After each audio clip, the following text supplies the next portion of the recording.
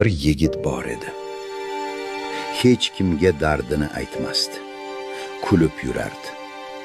Hamma uni baxtli deb o'ylardi.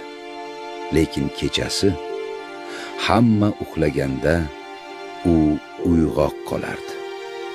O'ylanardi. Qanday qilib hammasini ko'taraman deb. Cho'ltagida pul kam edi, lekin mas'uliyati juda katta edi. Hech kim unga yordam bermadi, lekin hammaga yordam berishga majbur edi. Bir kuni u tushundi. Hech kim kelmaydi. Hech kim qutqarmaydi. Shu kundan boshlab u o'zgardi. Jim bo'ldi, lekin kuchli bo'ldi. Chunki u endi bilardi. Erkakni hayot sindirmaydi, agar u o'zi